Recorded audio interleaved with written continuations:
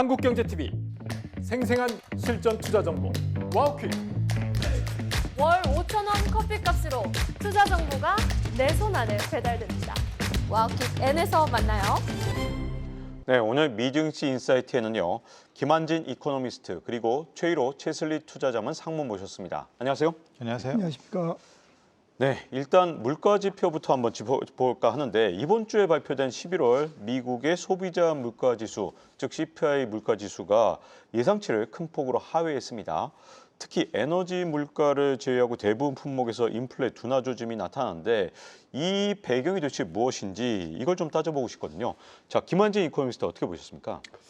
네, 현지 월가에서도 별로 신뢰를 주지 않고 있는 것 같습니다. 일단 10월 지표가 누락돼 있기 때문에 전월비 지표가 이제 발표가 안 된 거고요. 그러다 보니까 이제 11월 지표가 CPI가 발표됐지만 전년 동월비 작년 11월과 비교하는 그러한 좀 반쪽짜리 물가 지표였다 이렇게 평가가 됩니다.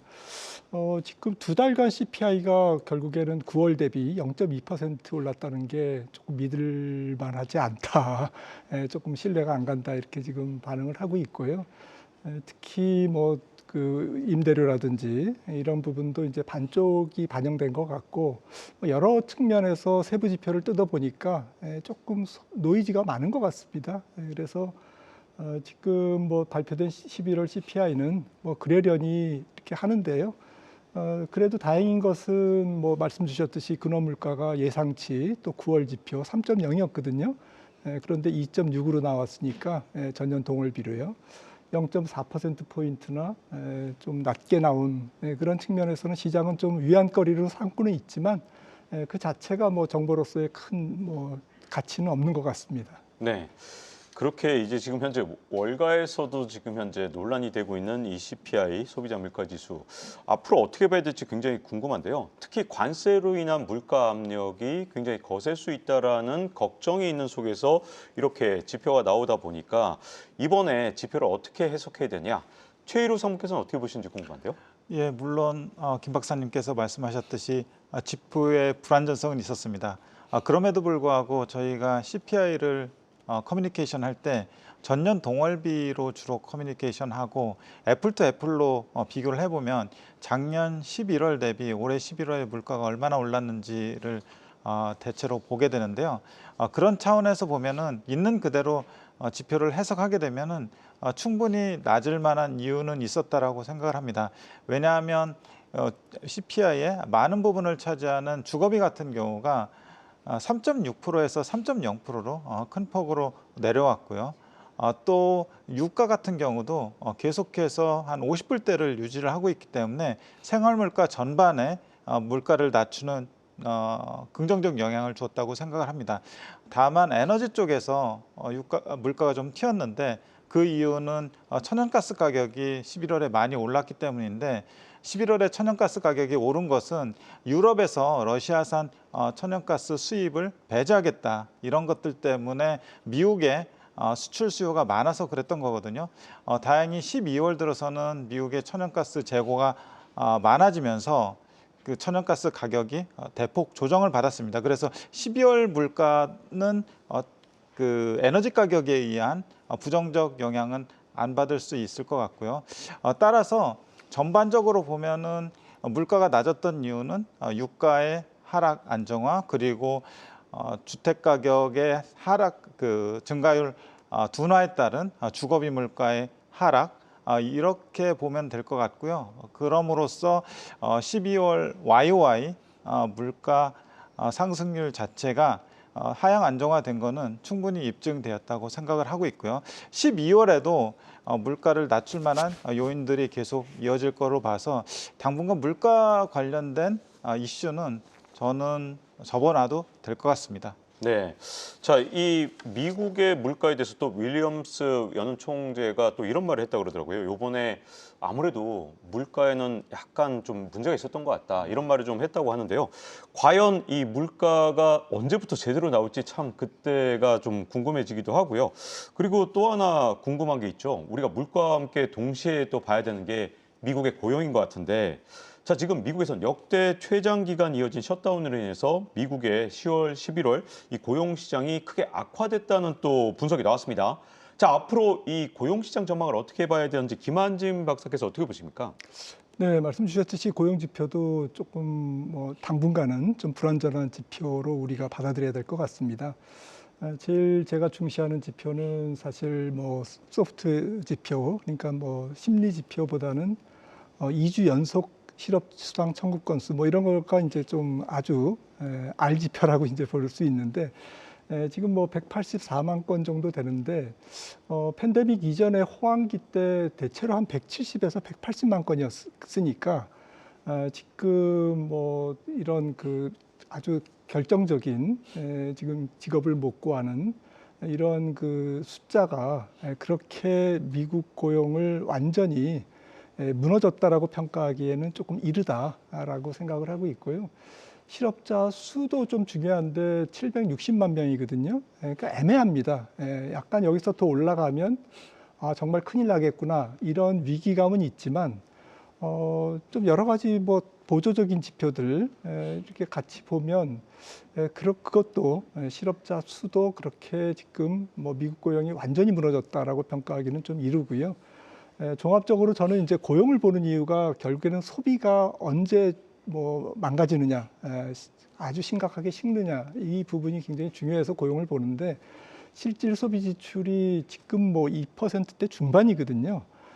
지금 제가 관찰한 바로는 실질 소비 지출, 물가를 뺀 소비 지출이 한 1%대 초반으로 오면 미국 그 소비가 진짜로 식는다 이렇게 우리가 평가를 할 수 있는데 아까 말씀 주셨듯이 결국에는 이제 관세로 인한 물가, 소비자 전가가 계속 소비자에게 물가가 전가될 경우에는 내년 한 3월, 3, 4월 정도에는 이제 계속 만약에 전가가 된다고 전제했을 때는 실업자도 올라가고 물가도 계속 올라갈 경우에는 그러니까 최악의 시나리오를 조합할 때는 내년 한 3, 4월 정도가 실질 소비 지출이 1%대를 위협하는 심각한 고용 위기 상황으로 우리가 인식하지 않을까. 최악의 상황입니다. 가장 안 좋은 시나리오만 조합됐을 때, 뭐 내년도 다시 지켜봐야 될 것 같습니다. 네. 그러지 않아도 이 미국 경제 상황이 지금 정확하게 분석이 안 되고 있으니까 계속 답답한데요. 근데 미국의 11월 실업률 같은 경우에는 4년 만에 최고치라는 지표가 나왔습니다. 2주 이상 실업수당을 청구한 사람의 건수, 이게 189만 7천 건인데 전주보다 6만 7천 건이 늘어났습니다. 그래서 경계 수위에 근접했다 이런 분석들이 나오고 있는데 자 그러면 이제 미국 경제가 좀 경기 둔화를 겪고 있는 것인가 최혜루 상무께서 어떻게 보시는지 궁금한데요. 사실 11월 고용 지표를 볼 때 비농업 고용자 수 증가는 전월 대비 6만 4천 명으로 컨센서스를 상회했고 뭐 물론 많은 숫자는 아니지만 컨센서스를 상회했다는 데 좀 의미를 두고 싶고 그리고 실업률을 정확히 따져보면은 4.56%입니다. 4.56%가 반올림돼서 4.6%로 나와서 조금 위압감을 줬었는데 미국 경제에서 지금 고용이 둔화되는 거는 인정할 수밖에 없을 것 같고요. 그 중에서도 물류라든지 유통이라든지 이런 부분들이 둔화가 되고 있고 또 증가가 되고 있는 부분은 헬스케어라든지 이런 서비스 쪽에서 증가가 되고 있습니다. 그래서 좀 엇갈린 흐름을 보이고 있는데요. 파월 의장의 말을 빌리자면 AI의 어떤 진보, 기술의 진보 이런 것들로 인해서 생산성 증가가 이루어지고 고용에 의미 있는 증가가 보이지 않더라도 경제는 성장할 수 있다라는 어떤 의미 있는 코멘트를 지난 FMC 기자회견에서 했었거든요. 그런 거를 본다면 앞으로도 AI로 인한 고용 시장에서 어떤 혼란의 구간을 좀 겪을 것 같고요.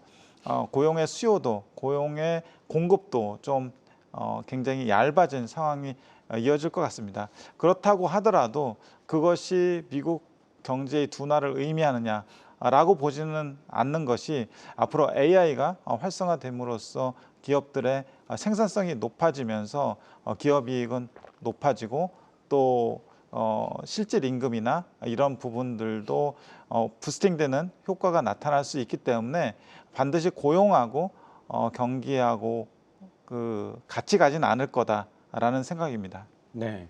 사실 이 미국의 통계에 대해서 자꾸 의구심을 얘기하는 그런 사람들이 정말 많은데요. 이 사실 공식 입장이라고 할 수 있는 뉴욕 연은 총재 같은 경우에 뭐라고 얘기를 했느냐. 이번에 미국에서 나온 이 물가 통계는 좀 문제가 있을 수 있는 게 아니냐 이런 말을 방금 전 20분 전에 했습니다. 자, 그러면 이런 상황에서 미국의 최장 기간 사실 셧다운이 없었다면 뭐 통계가 문제가 없었겠습니다만 이 셧다운 기간 동안 데이터 수집이 제대로 됐겠느냐.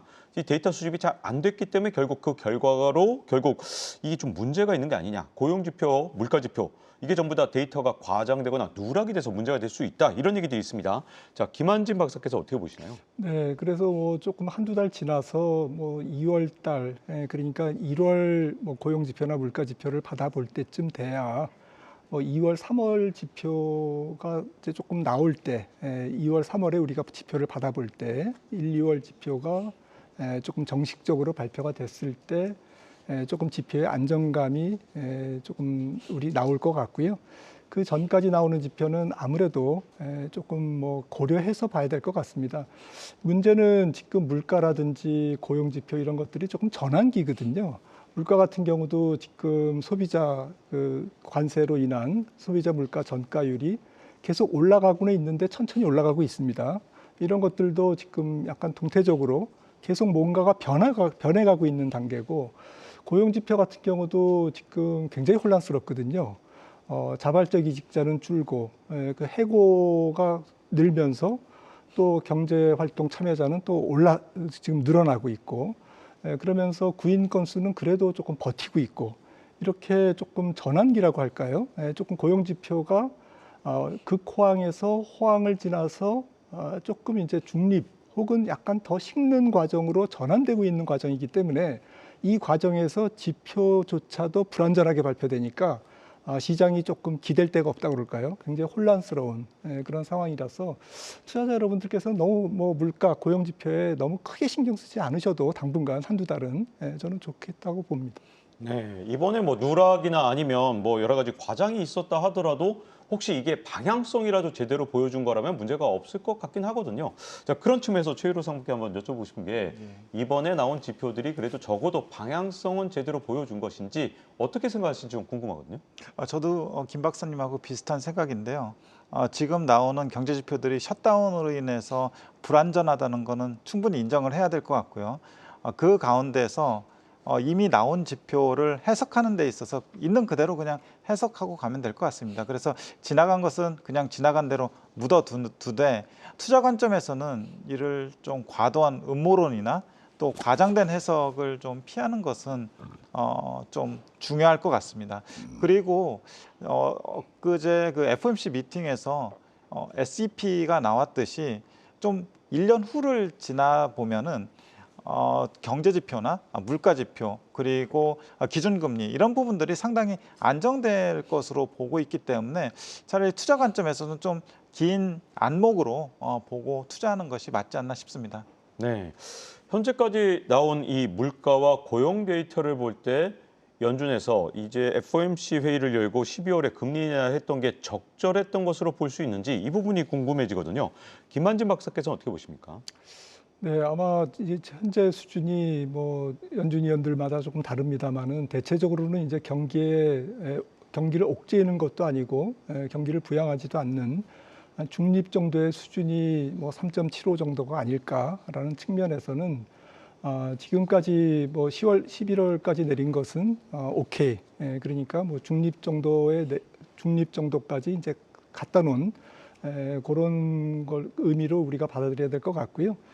문제는 이제 다음부터 인하는 이제 정말 이제 의도를 가지고 경기를 부양하려고 하는 의도를 가지고 해야 되기 때문에 거기에 대한 마땅한 논리적인 데이터가 필요한 것이죠. 그래서 1월 달 이제 금리 인하가 어려운 이유는 이제 이런 이유 때문에 그럴 것 같고요.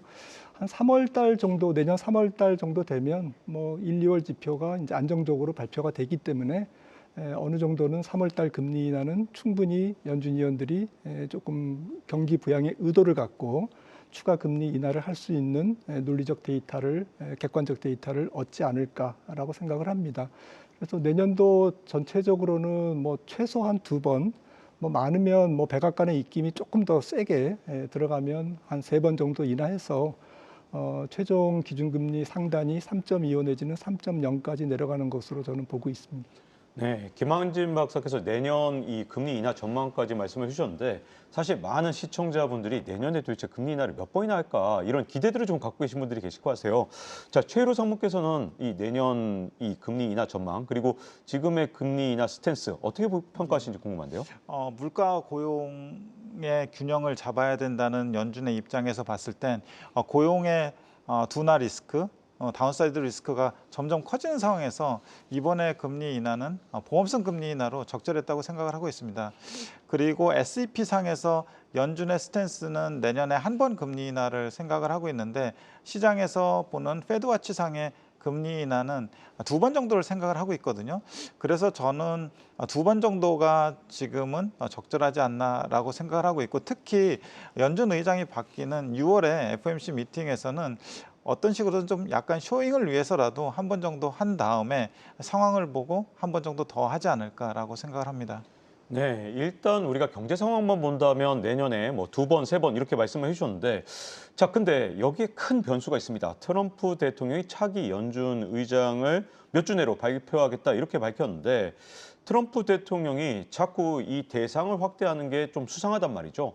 아마도 금리를 좀 더 화끈하게 내려줄 사람을 찾는 게 아니냐 이런 시장의 전망들도 있습니다. 지금 후보들이 크리스토퍼 월러 그리고 미셸 보먼 그리고 케빈 해시트 케빈 워시 이렇게 4명으로 늘었습니다.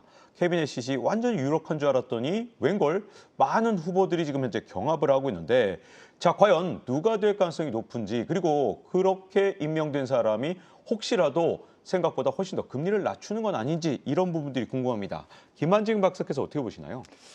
두 케빈 중에 한 명이 되겠죠. 네. 뚜껑을 열어봐야 되겠습니다만은 해시시 시장에서는 좀 이렇게 지원 조금 기대를 많이 받는 사람인 것 같고요. 누가 되든지 간에 큰 차이는 없을 겁니다. 근데 워시는 조금 전력이 양적 완화에 대해서 강력한 반대 경력이 있어서 백악관에서 이제 그걸 무시하고 조금 임명할지 좀 의문이 들고요. 아무튼 조금 통화 정책에 대해서 백악관의 입김, 트럼프의 입김이 더 세질수록 시장은 조금 얄궂은 게 시장은 조금 청개구리처럼 놀 것 같아요. 달러가 조금 약해진다든지 내지는 시장 금리가 오히려 튄다든지 그래서 이런 반발성 노이즈가 조금 있을 것 같아서 아마도 차기 연준 수장이 임명될 경우에는 내부적으로는 반대파, 즉 매파 의원들을 설득해야 되고 밖으로는 이제 가격 지표, 달러나 이제 금리 지표를 안 볼 수가 없고 그래서 어느 정도 자기의 목소리를 낼 때까지는 저는 적어도 한 6개월, 한 반년은 걸릴 것 같아요. 그래서 당장 어떤 연준의 전체적인 기류가 완전히 비둘기로 바뀐다 이렇게 생각하는 것도 조금 무리다라고 생각을 합니다. 네, 트럼프 입장도 좀 이해가 가는 게요. 일단 연준 의장을 임명할 때까지는 트럼프 말을 잘 듣겠다고 했다가 임명된 다음에 말을 안 들을 수도 있기 때문에 트럼프 대통령의 고심이 더욱더 큰 것 같은 그런 느낌도 있거든요. 자, 최희로 상무께서는 어떻게 앞으로 전망을 보고 계시나요? 글쎄요, 저도 뚜껑을 열어봐야 되겠지만 지금 케빈 해셋이 가장 유력한 것 같습니다. 트럼프 대통령 입장에서는 내년에 중간 선거를 앞두고 있고 주가가 올라가는 게 더 좋을 것 같습니다. 그래서 주가를 올리려면 어쨌든 금리 인하에 가장 적극적인 인물을 골라야 되는데 케빈 해셋의 최근의 발언을 보면은 미국의 기준금리가 다른 나라에 비해서 상당히 높기 때문에 내려야 될 필요성을 언급을 했고 또 금리를 내리게 되면은 증시가 즉각적으로 반응을 할 수 있기 때문에 트럼프 입장에서도 유리한 고지를 점할 수 있다고 생각합니다. 그래서 저는 케빈 해셋이 좀 유력하지 않나 싶습니다. 네, 이런 상황에서 JP 모건이 미국 국채를 매입을 했습니다. 금리가 내려갈 것으로 본다 이렇게 추정이 가능한데 지금 미국 국채 이 베팅하는 전략이 개인 투자자한테도 과연 이 유효한 전략인지가 궁금하거든요. 김한진 박사께서 어떻게 보시나요? 내년에 경기도 골디락스 내지는 경기가 약간 호황 쪽으로 조금 좋고 그러면서 연준은 금리를 많이 내리고 시장의 기대보다 그런 조합을 시장은 기대하고 있는데 조금 모순적이라고 생각을 하고 있고요. 채권 투자가 조금 성립이 되려면 금리를 많이 내리고 그 많이 내리는 근거가 경기가 완전히 좀 식는 분위기. 그게 조합이 돼야 채권 투자에서 수익을 얻을 텐데요. 저는 전체적으로 채권 매입은 개인 투자자 입장에서는 조금 방어적 수단으로 채권을 운용해야지 트레이딩, 전문 투자자 영역인 전문 투자가도 어렵게 생각하는 단기 채권의 방향성을 가지고 트레이딩을 한다. 이런 부분들은 조금 채권 자산의 본질적인 성격에도 맞지 않고 또 정확하게 우리가 예측하는데 굉장히 어려움이 있기 때문에 조금 보수적인 접근으로 채권은 그냥 방어 자산으로 활용해 주시는 게 좋지 않을까라고 생각을 합니다. 네, 이제 일본 얘기를 좀 해볼까 하는데요. 일본 금리 인상이 유력하다고 저희 글로벌 마켓에서도 여러 차례 말씀을 드렸는데 아니나 다를까 일본이 25bp 금리 인상에 나서면서 일본의 기준금리가 30년 만에 최고치를 기록했습니다. 자, 그러면 엔캐리 트레이드 청산이 될 것이냐 이런 걱정들이 있었는데 웬걸 엔화 가치가 더 떨어졌어요. 자, 이걸 어떻게 해석해야 될지 궁금해지는데요. 최일호 상무께서는 어떻게 보십니까? 예, 지금 엔캐리 트레이드 청산이 성립하려면 두 가지가 있어야 되거든요. 미일 금리 차가 축소되거나 그리고 엔화 가치가 급격히 상승해야 됩니다. 작년 8월에 엔캐리 트레이드 청산이 일어났을 때는 그 조건이 성립을 하면서 급격하게 금융시장에 혼란을 줬었는데 지금은 말씀하셨듯이 엔화 가치가 오히려 약세로 가기 때문에 일단은 엔캐리 청산에 대한 부담은 없다고 생각을 하고 있고요. 그리고 엔화 가치가 약세인 거는 일본 중앙은행의 좀 애매한 스탠스하고도 연관이 돼 있다고 생각을 하는데 일본 정부 같은 경우는 경기 부양을 해야 되는 입장이고 일본 중앙은행 같은 경우는 정부의 눈치를 살필 수밖에 없는 상황인 것 같습니다. 그래서 앞으로 금리를 자체를 공격적으로 올릴 수 있겠느냐 하는 시장의 의구심이 그 엔화에 좀 반영되는 것 같은 느낌입니다. 그래서 엔화 가치가 금리를 올렸음에도 불구하고 약세로 가지 않았나 싶습니다. 네, 연말 연초를 맞이해서 포트폴리오를 재정비하고 싶다라고 생각하시는 분들도 계실 것 같은데요. 자, 과연 연말 연초에 어떤 점을 유의하면 좋을지 김한진 박사께서 어떻게 보십니까? 내년을 바라보고 포트폴리오를 조정하시고 또 자산 전체적인 점검도 들어가셔야 될 텐데 제 생각에는 조금 많이 오른 주식보다는 덜 오른 쪽, 그러니까 아주 극성장주보다는 조금 안정성장주 내지는 약간의 방어적 성격을 가진 가치주 쪽을 주목하시면 좋지 않을까라고 생각을 하고 있고요. 물론 성장주를 완전히 버리자라는 말씀이 아니고 성장주를 하되 조금은 조심스럽게 접근하는 게 좋지 않을까. 그리고 미국 주식보다는 저는 중국 기술주라든지 또 아시아 증시에 조금 저평가된 그러한 우량주, 한국 주식이 가장 대표적이겠죠. 그래서 내년에는 한국 주식이 미국보다는 조금 아웃퍼폼하지 않을까라고 생각을 해서 한국 주식 비중을 조금 높게 가져가시는 것을 권고드리고 싶습니다. 네. 자, 최일호 상무께서는 올해 내내 기술주부터 시작해서 여러 가지 종목들을 많이 얘기해 주셨는데요. 예. 여전히 내년에도 이쪽에 계속 방점을 둬야 될지 어떻게 생각하십니까? 예, 내년에도 역시 AI 밸류체인에 있는 핵심 종목들 위주로 투자하는 게 좋다고 생각을 하고 있고요. 올해 AI 인프라 관련된 주식들 그리고 AI 소프트웨어 관련된 주식들을 보면은 핵심 종목 위주로 올랐습니다. 팔란티어 같은 경우는 150% 올랐고 마이콘 테크놀로지 같은 경우는 200% 오르고 했거든요. 그렇지만 내년에는 조금 더 정교한 투자가 필요할 것 같고요. AI를 핵심 코어로 두고 나머지 새틀라이트 쪽에서 금리 인하가 이어지면 주식시장은 상승 압력을 받을 수밖에 없기 때문에 경쟁 우위와 실적 모멘텀을 가진 종목들 위주로 포트폴리오를 구성하는 게 어떨까 싶습니다. 네, 이렇게 미증시 인사이트에서는 김한진 이코노미스트 그리고 최일호 채스리 투자자문 상무와 함께했습니다. 감사합니다. 감사합니다.